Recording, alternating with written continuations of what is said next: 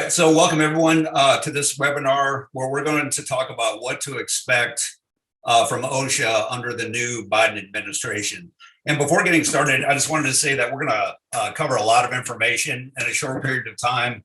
So I'm going to move through everything pretty quickly so we have time to cover everything. So if you have any questions along the way, feel free to post them using the Q&A function at the bottom, not the chat function, but the Q&A function. And at the end of the presentation, I'll begin answering them. Again, just make sure that we have time to cover everything. All right, so having said that, over the next 30 to 45 minutes, I'm going to make the argument that employers should expect a return to increased enforcement efforts and expansion of occupational health and safety regulations under Biden in the coming 4 years, especially as compared to the last 4 years under Trump. And having said that, keep in mind, this webinar is not intended to be, a political statement or evaluation in any way, shape, or form. My intent is to simply present the facts as I know them. All right, so let me begin with a little bit of background information. As we all know, Biden served as vice president during the 8-year Obama administration. So in my opinion, trying to predict what OSHA might look like over the next 4 years isn't really that difficult.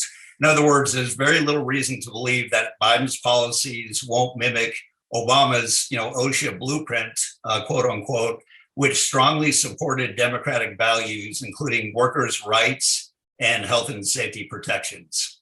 So in order to make this overall case, the webinar will focus on reviewing Obama-era OSHA policies and how these will likely predict the future. And when appropriate, I'll make comparisons to Trump-era policies. And with that said, let's get started here. So here's the agenda. Here's what we're going to cover today. We're going to review Obama-era enforcement policies, including the big OSHA fine increases that he implemented, his head of OSHA appointee, Dr. David Michaels, and Michaels' regulation by shaming policy that we'll talk about.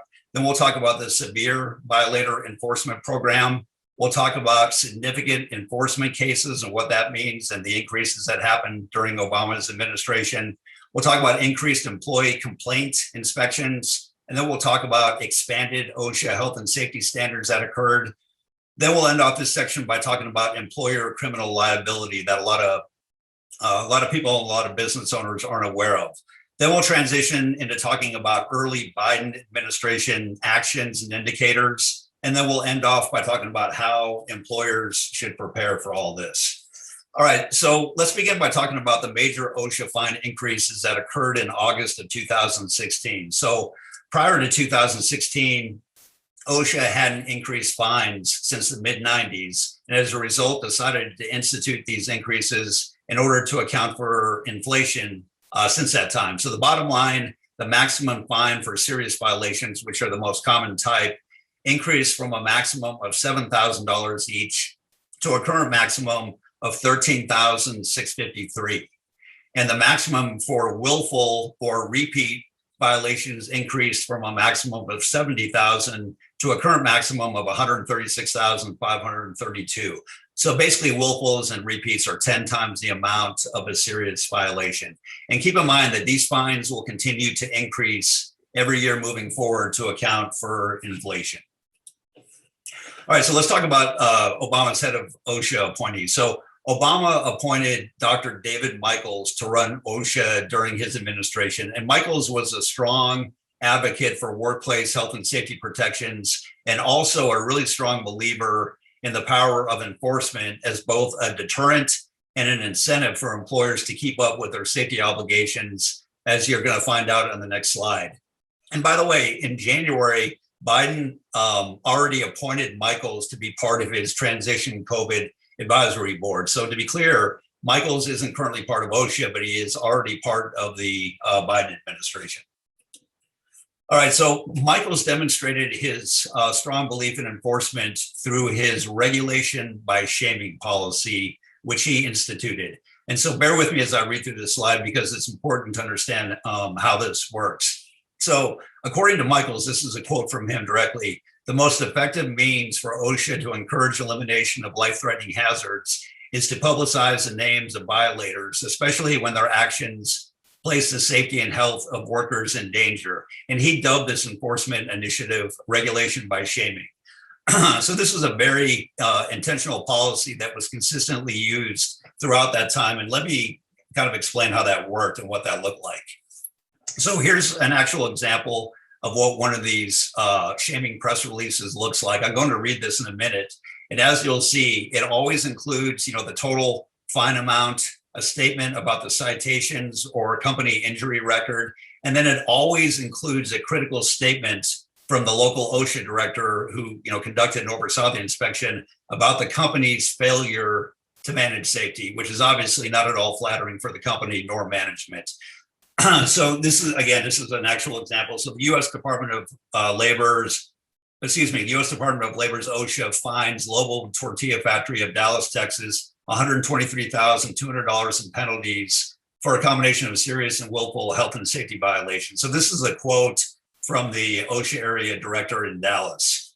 He said, in the last 3 years, at least 7 workers have sustained injuries while performing maintenance work at this facility, said Stephen Boyd, OSHA's area director in Dallas. This company clearly knew its responsibilities under the Occupational Safety and Health Act, but continued to jeopardize the safety of its workers. So again, you can just imagine this being posted about your company. It can be really damaging and embarrassing for the company, and it happened throughout the Obama administration. Let me explain more about what this means and what ends up happening as a result of the policy in these press releases. So once OSHA publicizes one of these press releases, other media outlets are always on the lookout for these things. So they immediately pick up on it and republish the press release all over the place, online, in local newspapers, in trade journals, and even by email to people in specific industries, for everyone to read, including the local community, company competitors, and worst of all, customers to read. And I included the screenshot to demonstrate what this can actually end up looking like online. So here's an example of what came up when I entered the name of a company in Temple, Texas, who was fined by OSHA several years ago. So it literally populates an entire page on Google talking about this, OSHA fine and this failed inspection. And this literally can live out there online for years, and there's nothing that the company can do about it. So again, this can turn into a major embarrassment and PR nightmare for any company that gets impacted by this, or that got impacted by this. Here's another major OSHA or Obama era OSHA policy, which is called the Severe Violator Enforcement Program, which he started in June of 2010. So basically what this is an enhanced enforcement program targeted at quote unquote bad actor employers who show an indifference towards health and safety issues. So it typically includes companies that get either repeat and or willful violations. And although there are large companies involved in the program, it primarily impacts small companies who are least prepared to deal with it, as you're going to see in the next slide here. So here are some details and consequences about the program, that are worth noting. So again, OSHA issues these public shaming press releases, which tags the company as a quote unquote severe violator who doesn't care about workplace safety, which we just got done talking about can cause major reputation damage for the business. The program also includes enhanced follow-up inspections, which the company has to pass, which is very tough because these inspections are comprehensive inspections that include all aspects of compliance. So it includes conducting facility inspections, reviewing written programs for accuracy, training records, and everything else that the company has to do, under OSHA law. It's very comprehensive, very hard to keep up with, very tough to follow these inspections. And the program normally includes what are called enhanced and settlement agreements, which often include a requirement to hire a full-time qualified safety manager. For a small company, that can be a big hit to the budget. And due to the complexity and enhanced enforcement surrounding this program, it can literally take a company years to meet all the requirements and exit the program. So this isn't a 1 month, 2 month, 3 month thing. This can literally go on for years until the company meets the standards and can exit the program. All right, so let's talk about another major enforcement trend that arose during the Obama administration, which are called significant enforcement cases. So a significant enforcement case are OSHA inspections that result in fines that exceed $100,000. So these enforcement cases typically impact small companies more often than large companies. And you would think it would be the other way around, but it's a good example of how OSHA, really doesn't care about the size of a company when it comes to issuing major fines and penalties. And I've seen that throughout my career here in Texas. Small companies get hit hard just as large as big companies do.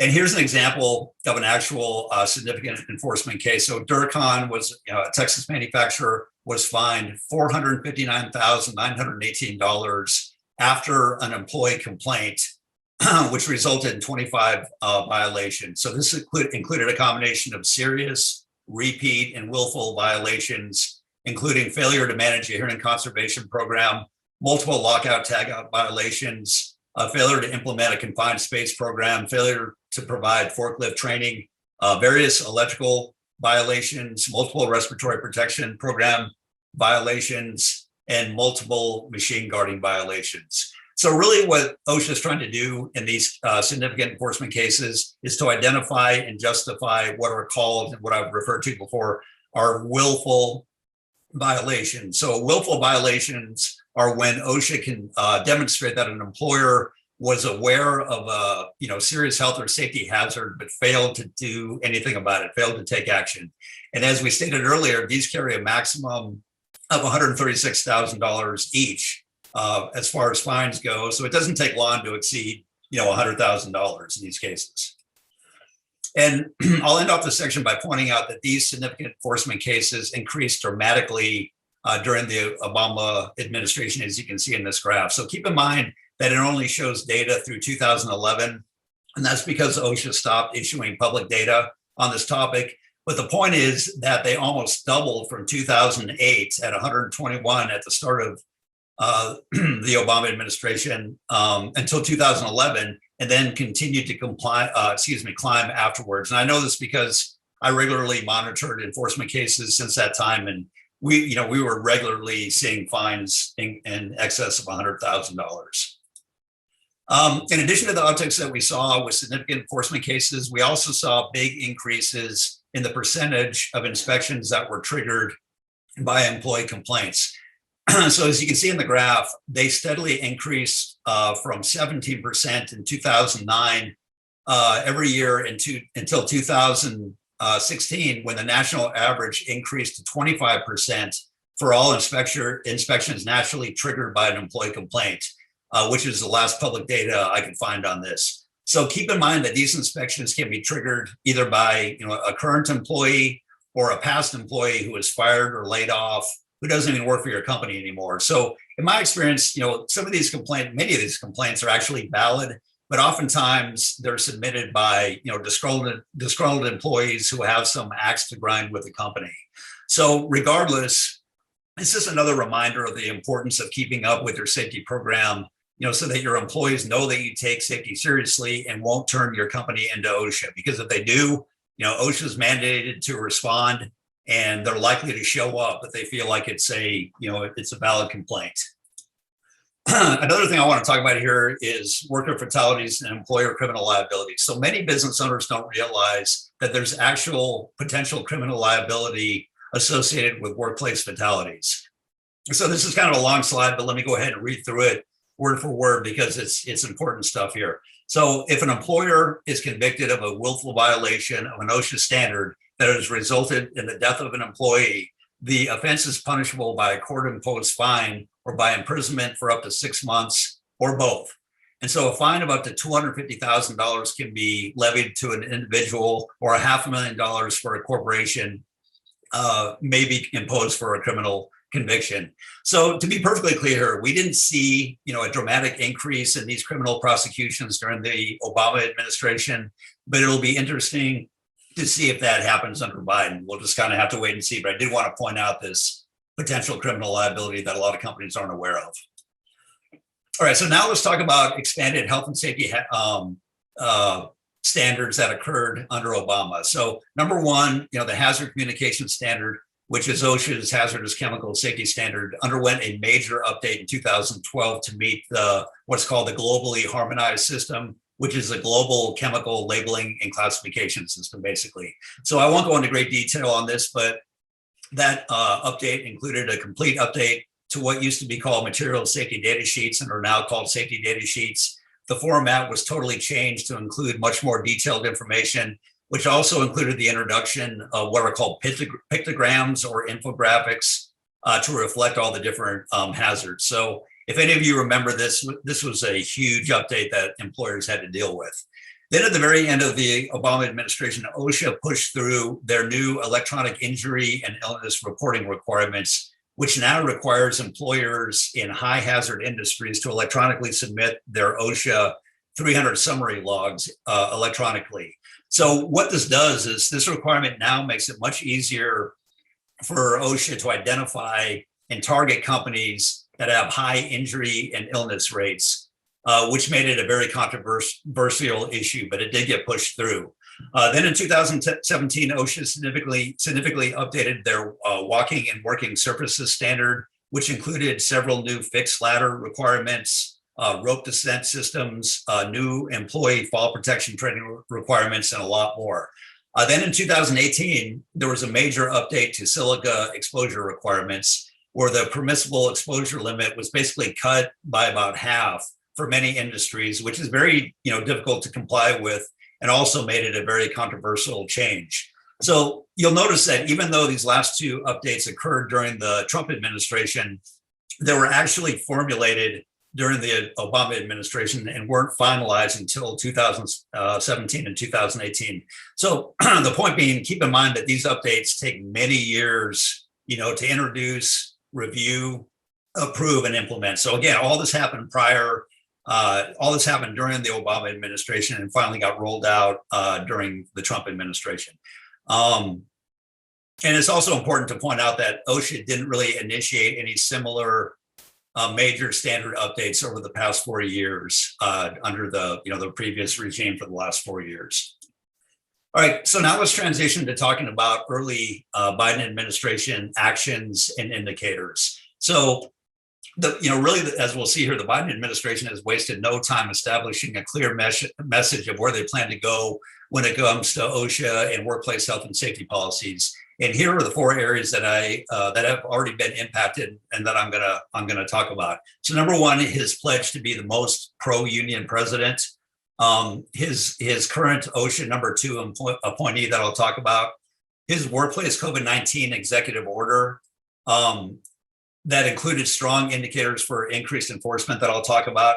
And then he's already proposed another major update to the hazard communication standard.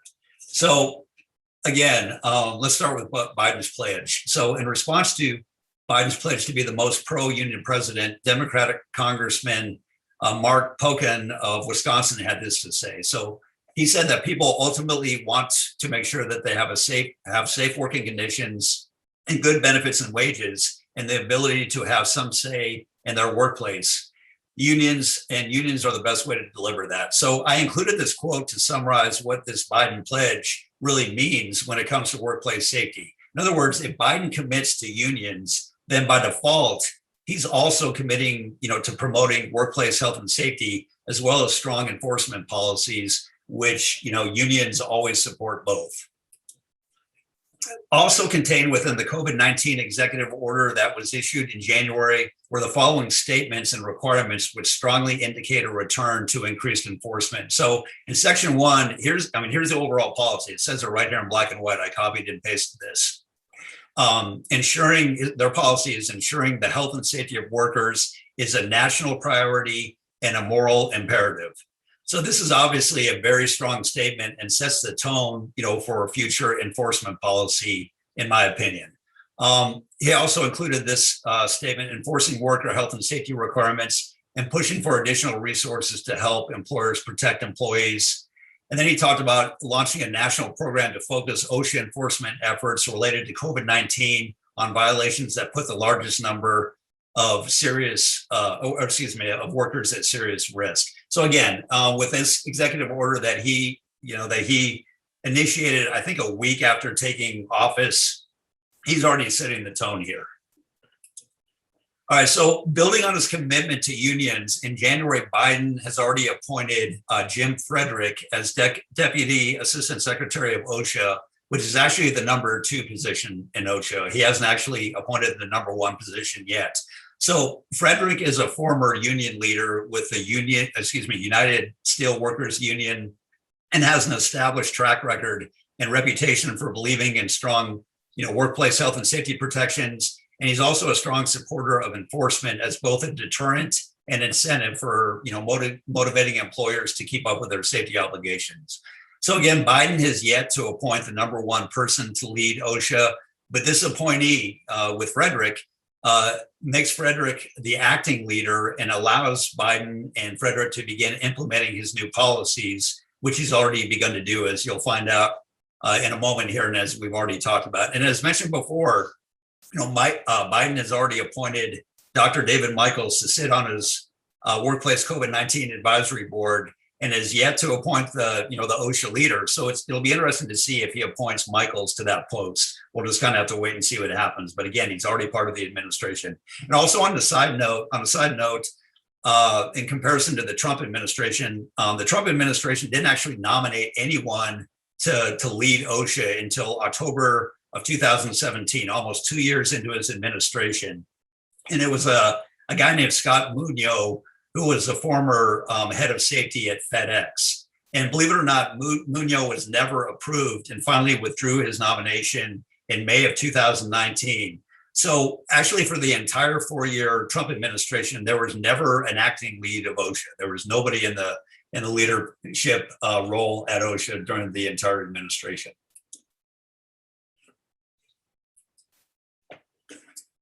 Okay, so getting back to the workplace COVID-19 executive order. So on January 21st, Biden issued an executive order requiring improvements to workplace COVID-19 protections. So this included a requirement for OSHA to conduct an independent review to determine if new OSHA standards should be developed to protect workers during the pandemic. And when I say standards, I'm talking about laws. These would be federal laws that employees or employers have to follow.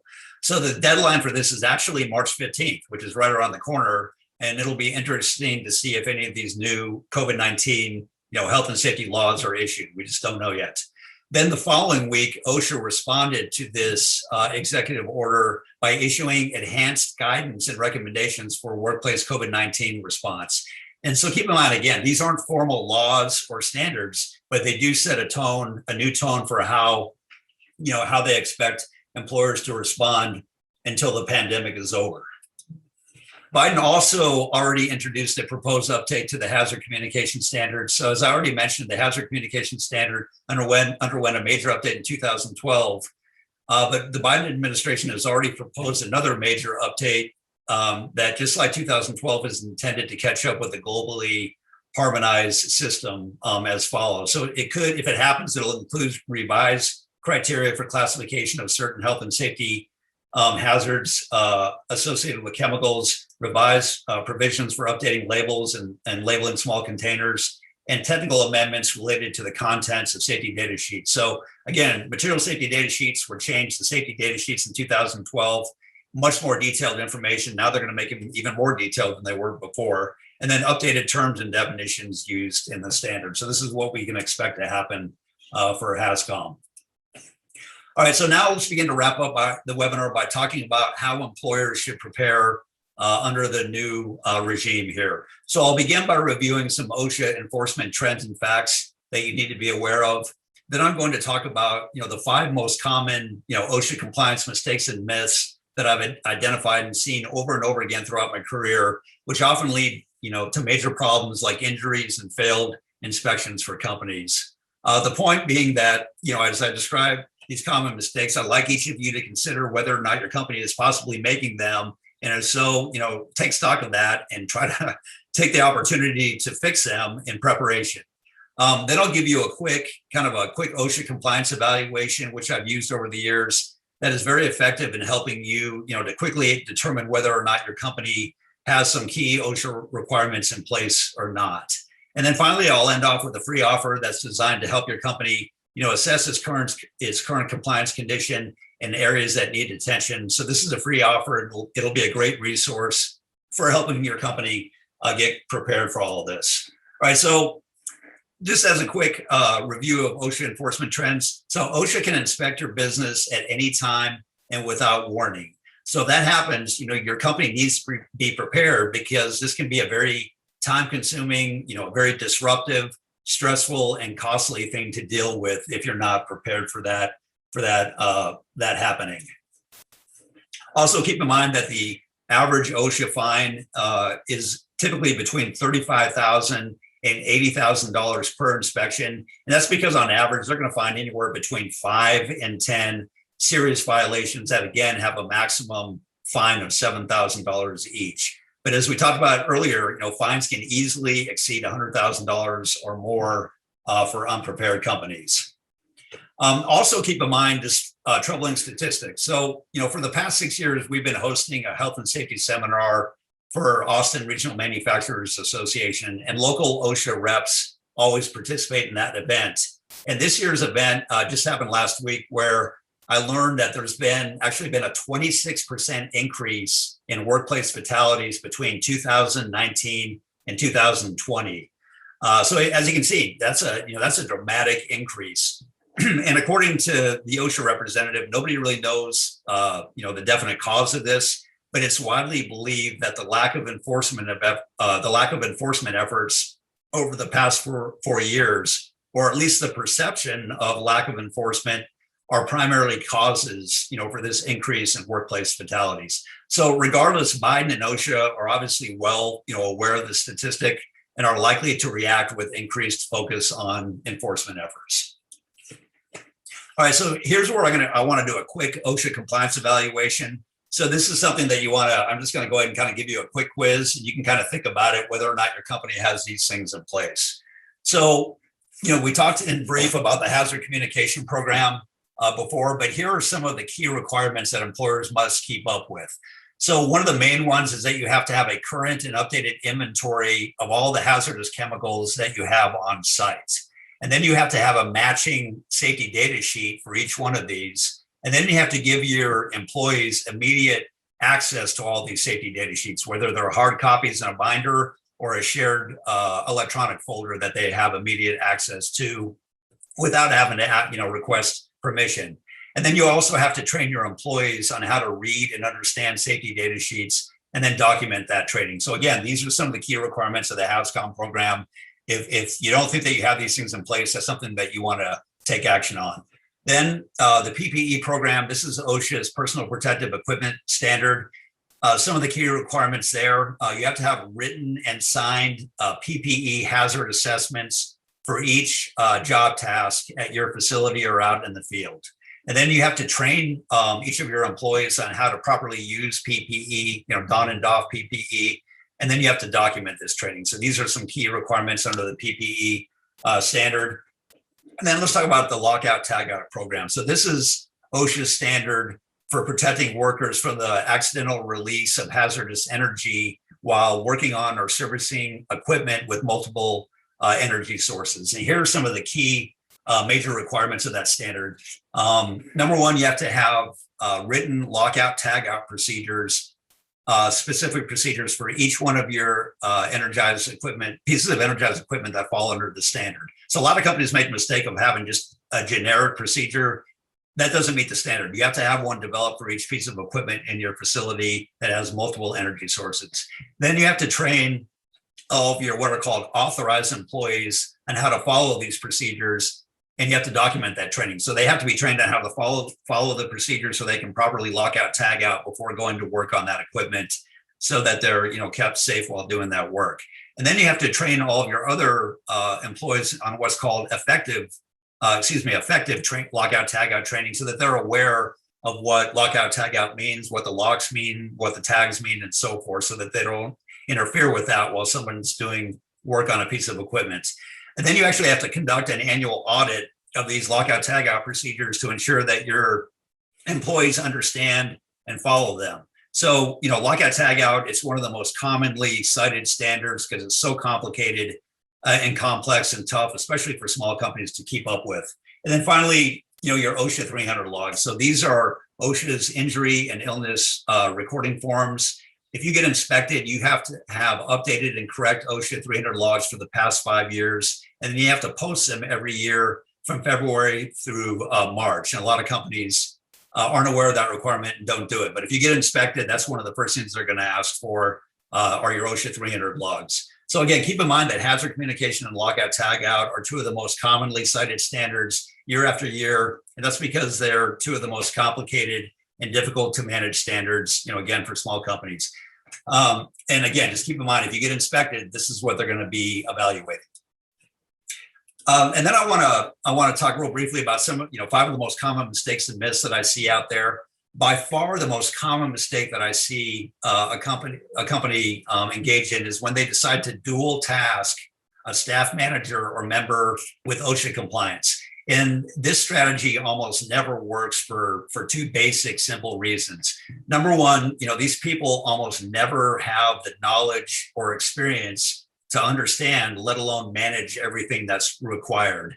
And secondly, their primary role with the company typically contributes to the company's bottom line. And therefore, they must, devote the majority of their time and energy towards that primary role, leaving anything, little, if anything, left over for compliance. So, I've seen this mistake made over and over again. And I've talked to these people throughout my career, and they always feel overwhelmed.